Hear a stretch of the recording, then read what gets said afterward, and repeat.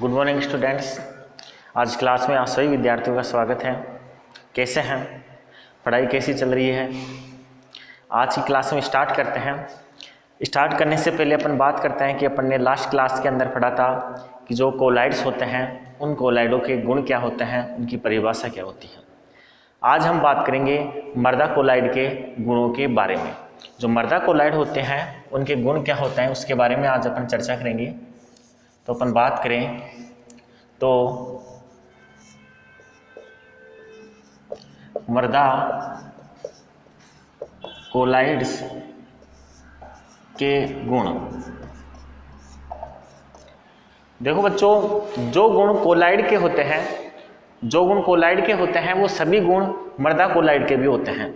जैसे विसरण का गुण है, विद्युत आवेश का गुण है, टिंडल प्रभाव है, अवशोषण अधिशोषण का गुण है। ये जो अपन ने लास्ट क्लास में कोलाइड के गुणों के बारे में चर्चा की थी वो गुण तो किसके, मर्दा कोलाइड के होते ही हैं। इनके साथ ही इसके कुछ स्पेशल गुण और होते हैं जिन गुणों की अपन चर्चा कर लेते हैं। पहले है आपके सहसंजन एवं आसंजन बल। सहसंजन व आसंजन बल। देखो बच्चों, सहसंजन या आसंजन बल क्या होता है? सामान्यतः यदि किसी दो पदार्थ ऐसे हों जिनकी प्रकृति समान हो, जिनके गुणधर्म समान हो, जिनकी आकृति समान हो, ऐसे पदार्थों के मध्य जो लगने वाला बल होता है उस बल को बोलते हैं सहसंजन बल। जैसे मान लो ये दो पदार्थ हैं, दोनों पदार्थों की प्रकृति समान है, समान पदार्थों के बीच में लगने वाला जो बल है वो बल कहलाता है सहसंजन बल।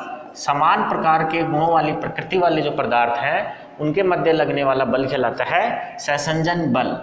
जबकि ऐसे पदार्थ जिनमें दोनों की प्रकृति कैसी हो, अलग अलग हो, अलग अलग प्रकृति की पदार्थों के मध्य जो लगने वाला बल होता है उस बल को बोलते हैं आसंजन बल। उस बल को क्या बोलते हैं? आसंजन बल। हम ये कह सकते हैं कि यदि दोनों पदार्थों की जो प्रकृति है, भौतिक अवस्था है, वो यदि एक समान होती है, इस स्थिति में दोनों के मध्य जो लगने वाला बल है वो बल कहलाएगा सहसंजन बल। और अलग अलग पदार्थ की प्रकृति है, भौतिक अवस्थाएं अलग अलग हैं, इस स्थिति में लगने वाला जो बल है वो कहलाएगा आसंजन बल।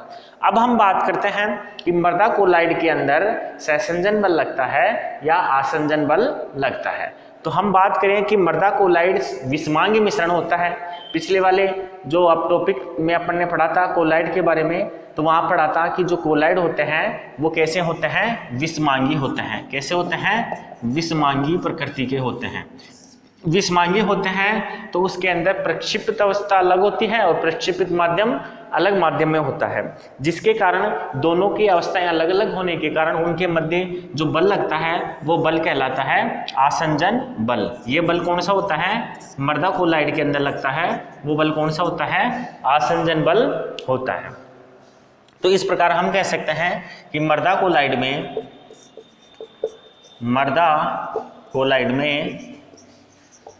आसंजन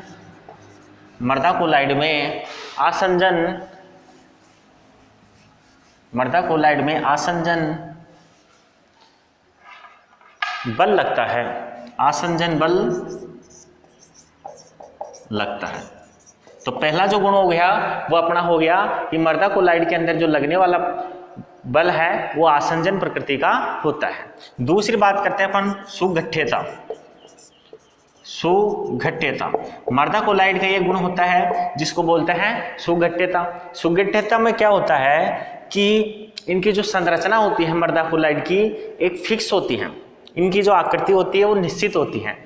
अगर हम किसी प्रकार का इनमें बदलाव करते हैं तो बदलाव के परिणाम स्वरूप इनकी आकृति बदल जाती है, लेकिन यदि वो किया गया बदलाव वापस समाप्त कर दिया जाता है तो इसकी आकृति पुनः उसी रूप में लौट कर आ जाती है जैसी पहली थी। जैसे यदि हम बात करें तो आपने सुना होगा उत्क्रमणीय प्रकार के प्रक्रम उत्क्रमणीय प्रक्रम में क्या होता है कि ये जो पदार्थ कोई है ए, वो बी में बदल जाता है और वो बी वाला पदार्थ वापस लौट के किस में आ जाता है, ए में आ जाता है। तो इस हिसाब से हम कह सकते हैं कि मृदा कोलाइड की जो प्रकृति होती है, मृदा कोलाइड का जो गुण होता है सुगठिता का, वो पाया जाता है। क्योंकि मृदा कोलाइड के अंदर जो हम बल लगाते हैं उसके बाद जो परिवर्तन होता है वो बल हटाने पर वापस उसी अवस्था में लौट कर आ जाता है जिस अवस्था में वो पहले था।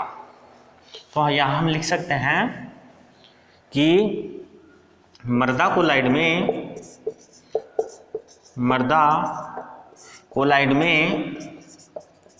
सुगठ्यता का गुण पाया जाता है। मृदा कोलाइड में सुगठ्यता का जो गुण होता है वो पाया जाता है। तीसरा गुण है इसका उर्णी पिंडन और विउर्णी पिंडन। उर्णी पिंडन व विउर्णी पिंडन। देखो बच्चों ये क्या होता है, उन्नी पिंडन व विउर्णी पिंडन का जो गुण होता है ये गुण भी किस में पाया जाता है, मृदा कोलाइड में पाया जाता है। अब ये होता है, इसके बारे में अपन बात करें तो जब किसी भी मृदा कोलाइड के अंदर कोई विद्युत अपघट्य मिला दिया जाता है, जैसे मान लो अपने पास ये कोई पदार्थ है, ये मृदा कोलाइड है, इसके अंदर यदि कोई विद्युत अपघट्य मिला दिया जाता है, क्या मिला दिया जाता है, विद्युत अपघट्य। विद्युत अपघट्य यदि मिला दिया जाता है तो क्या होता है, इसके जो कोलाइड के पार्टिकल्स होते हैं, जो कण होते हैं, वो नीचे जाके जमा हो जाते हैं, नीचे जाके जमा हो जाते हैं, जिसको अपन अवक्षेपण भी बोलते हैं। ये अवक्षेपण जो होता है उसे ही क्या बोलते हैं, उर्णी पिंडन। नीचे जाकर जमा होने की जो प्रक्रिया है उसको क्या बोलते हैं, उर्णी पिंडन बोलते हैं। कहने का मतलब किसी मृदा कोलाइड के अंदर यदि हम कोई विद्युत अपघट्य पदार्थ मिला देते हैं तो वो क्या हो जाता है, नीचे जाकर जमा हो जाते हैं, उसके जो कण होते हैं वो इकट्ठे हो जाते हैं एक जगह। इस प्रक्रिया को बोलते हैं उर्णी पिंडन। अगर हम इस प्रोसेस को उल्टा करें, ये जो अपघटित होने के बाद जो नीचे अवक्षेपित होने के बाद जो नीचे जमा हुए हैं ये कोलाइड कण, यदि ये वापस अलग अलग हो जाए तो इस प्रकार की जो प्रक्रिया होती है उस प्रक्रिया को बोलते हैं विउर्णी पिंडन। आया समझ में बच्चों? इसमें क्या होता है कि जो छोटे कोलाइड के कण होते हैं वो यदि अवक्षेपित हो जाते हैं, नीचे जाके जमा हो जाते हैं, उसको बोलते हैं उर्णी पिंडन। और जो ये अवक्षेपित कण यदि वापस कोलाइड के रूप में उसमें जल में या उस माध्यम में घुल जाते हैं तो इसको बोलते हैं विउर्णी पिंडन। इस प्रकार अपन कह सकते हैं कि उर्णी पिंडन और विउर्णी पिंडन की जो प्रोसेस होती है, जो प्रक्रिया होती है, वो मृदा कोलाइड के अंदर पाई जाती है। मृदा कोलाइड्स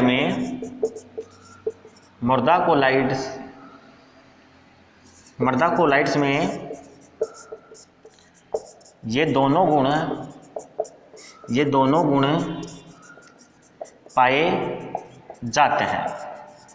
ठीक है बच्चों, अगला जो अपना गुण है मृदा कोलाइड के अंदर पाया जाता है वो है फैलाव एवं संकुचन। फैलाव एवं संकुचन।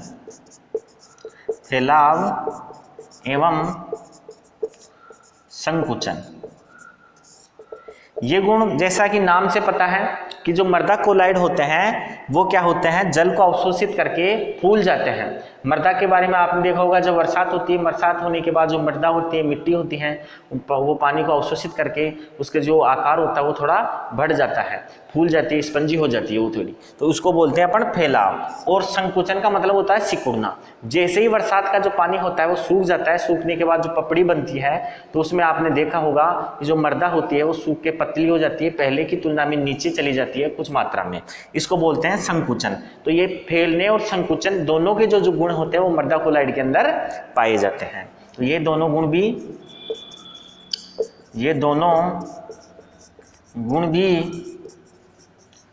मृदा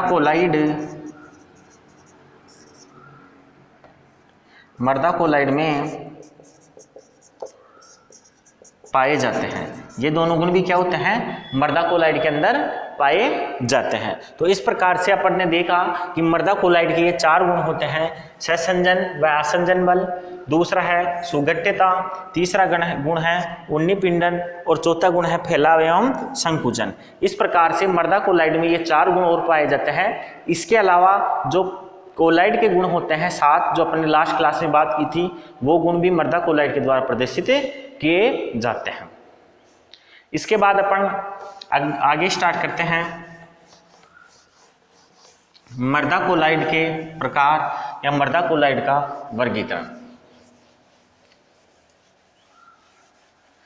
मृदा कोलाइड के प्रकार या मृदा कोलाइड का वर्गीकरण।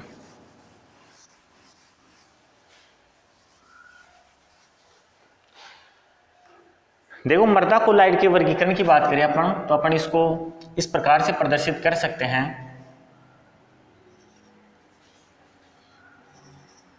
मृदा कोलाइड ये 2 प्रकार के होते हैं।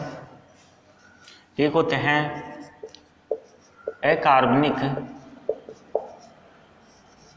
और दूसरे होते हैं कार्बनिक।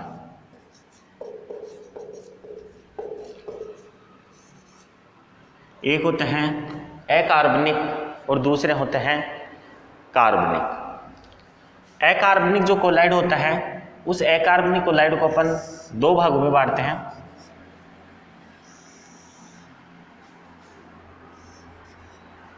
एक होती है सिलिकेट क्ले, एक होती है सिलिकेट क्ले और दूसरी होती है आयरन या एल्यूमिनियम क्ले।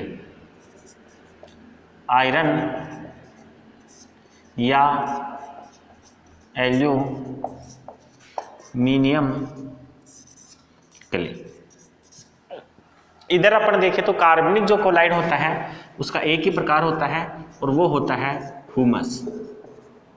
कार्बनिक कोलाइड का एक प्रकार है, वो है ह्यूमस। अकार्बनिक कोलाइड 2 प्रकार की होती है, सिलिकेट क्ले, आयरन या एल्यूमिनियम क्ले। अब ये जो सिलिकेट क्ले होती है ये 3 प्रकार की होती हैं। सिलिकेट क्ले कितने प्रकार की होती हैं? 3 प्रकार की होती हैं। एक होती है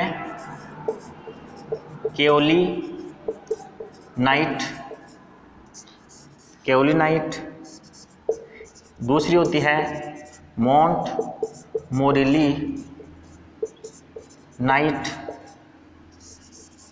और जो तीसरी होती है उसको बोलते हैं इलाइट।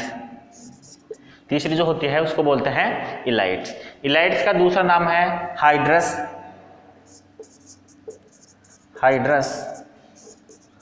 माइका। इस प्रकार से मृदा कोलाइड 2 प्रकार के होते हैं प्रारंभ में। एक होता है कार्बनिक कोलाइड, दूसरा होता है कार्बनिक कोलाइड। अकार्बनिक कोलाइड के 2 प्रकार, सिलिकेट क्ले, दूसरी होती है आयरन या एल्यूमिनियम क्ले। सिलिकेट क्ले के 3 प्रकार होते हैं, केओलिनाइट, मोंटमोरेलोनाइट, इलाइट, जिसका दूसरा नाम हाइड्रस माइका भी है। और इधर जो आयरन या सिलिकेट क्ले हैं वो एक ही प्रकार की होती है। तो इसका आप स्क्रीनशॉट ले लें। चलो ठीक है, अब अपन एक एक करके इन सब के बारे में चर्चा करेंगे। तो सबसे पहले स्टार्ट करते हैं अकार्बनिक कोलाइड के बारे में।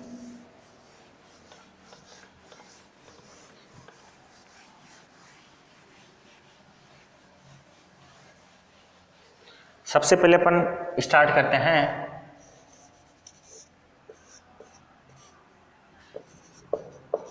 अकार्बनिक कोलाइड। देखो बच्चों, अकार्बनिक कोलाइड को अपन खनिज कोलाइड के नाम से भी जानते हैं। अकार्बनिक कोलाइड जो होती है सामान्यतः खनिजन की जो प्रक्रिया होती है उसके परिणाम स्वरूप निर्मित होती है। और अधिकांशतः जो कोलाइड होती है अधिकांशतः जो मृदा होती है उसके अंदर जो कोलाइड पाई जाती है वो अकार्बनिक कोलाइड प्रकृति की ही होती है। तो अपन यहाँ लिखते हैं यह खनिज कोलाइड भी कहलाती है, ये खनिज कोलाइड भी कहलाती है। दूसरी, यह अधिकांश मात्रा में होती है। मृदा के अंदर जो अधिकांश मात्रा होती है इसी प्रकार की कोलाइड की होती है। इसका अपन ने बात किया, ये दो प्रकार की होती है। तो पहला प्रकार जो इसका है वो है सिलिकेट क्ले। सिलिकेट क्ले, तो अपन इस सिलिकेट क्ले के बारे में पढ़ेंगे पहले। तो जो सिलिकेट क्ले होती है ये क्या होती है, सामान्यतः जो समशीतोष्ण प्रदेश होते हैं उन समशीतोष्ण प्रदेशों में बनने वाली क्ले होती है। ये जो सिलिकेट क्ले होती है ये समशीतोष्ण प्रदेशों में बनने वाली क्ले होती है और ये मृदा के अंदर जो पाई जाती है वो तीन रूपों में होती है। एक होती है केओलिनाइट के रूप में, एक होती है मोन्टमोरियलाइट और तीसरी होती है इलाइट के रूप में।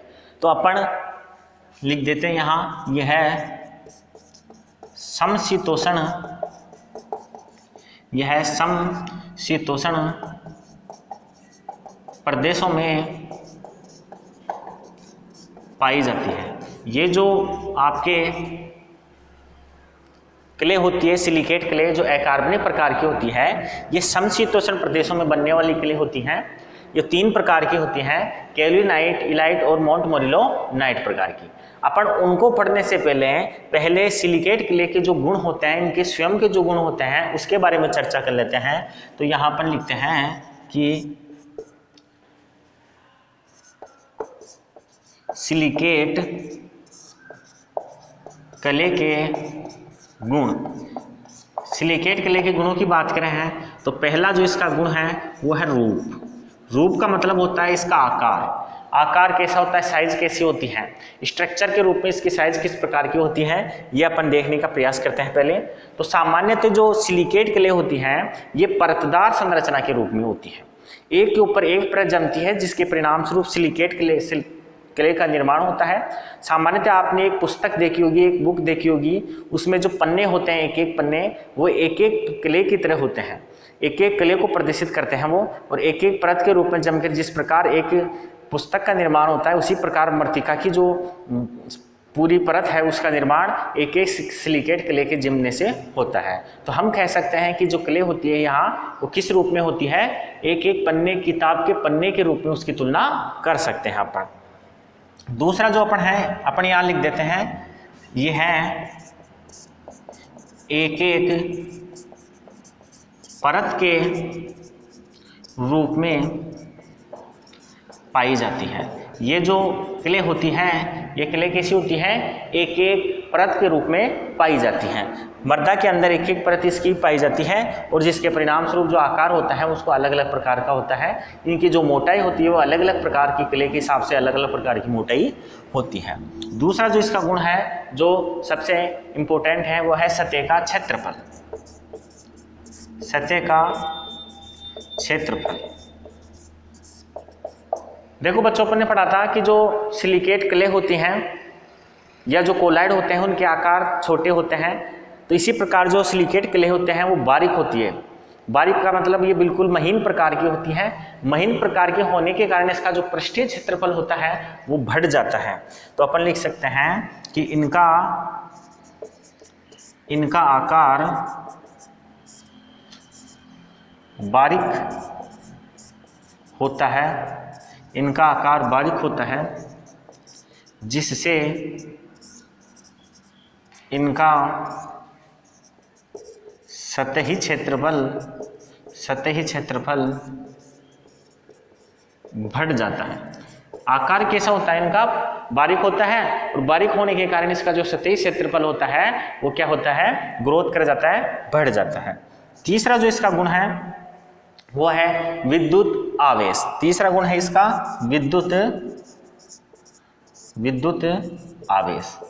जैसा कि आपको पता है कि जो मृदा कोलाइड होते हैं उन मृदा कोलाइड की सतह के ऊपर ऋण आवेश पाया जाता है। विद्युत आवेश के रूप में देखें तो वो ऋण आवेशित सतह के रूप में होती है, और जो मृदा कोलाइड होती हैं उस पर भी यही आवेश पाया जाता है। तो इस प्रकार हम कह सकते हैं कि विद्युत आवेश कैसे होते हैं, यह ऋण आवेशित होती है, यह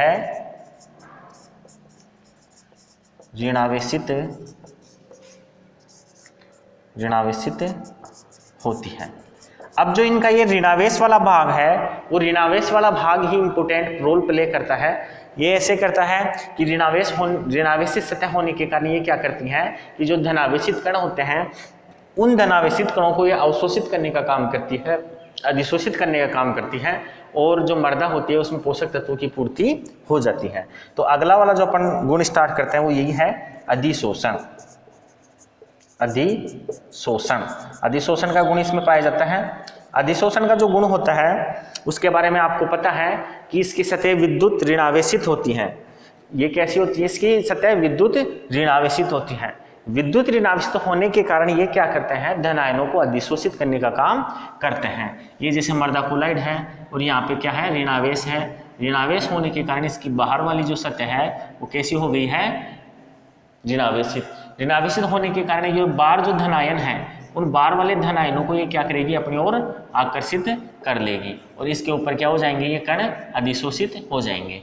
तो इस प्रकार से मृदा जो कोलाइड होती है उसकी बाहर वाली सतह पर ऋणावेश होने के कारण ये क्या करती है, धन आयनों को अधिशोषित करने का काम करती है। तो अपन यहाँ लिख लेते हैं बाहरी सतह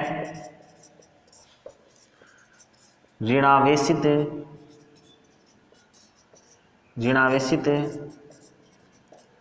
होने के कारण यह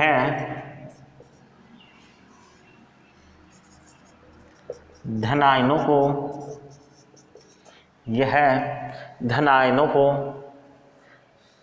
अधिशोषित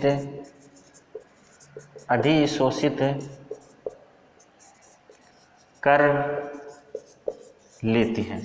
धन आयनों को क्या कर लेती है, ये अधिशोषित कर लेती है। तो अपन ने सिलिकेट कलर के 3-4 गुणों के बारे में बात की। पहला है रूप। रूप का मतलब इसकी संरचना परतदार के रूप में होती है। सतह की बात करें तो इसकी जो सतह होती है वो अधिक होती है क्योंकि इसके जो कण होते हैं वो कैसे होते हैं, बारीक होते हैं। विद्युत आवेश की अगर हम बात करें तो इनकी सतह पर ऋणावेश पाया जाता है और इस प्रकार से ये अधिशोषण की प्रक्रिया करती है और धन आयनों को अपनी ओर आकर्षित कर लेती है। तो अपन आज क्लास में यही तक पढ़ेंगे कि सिलिकेट क्ले के गुण क्या हैं। नेक्स्ट क्लास में अपन पढ़ेंगे सिलिकेट जो मृदा है या क्ले है, मृत्तिका है, उसके प्रकारों के बारे में पढ़ेंगे। थैंक यू, धन्यवाद।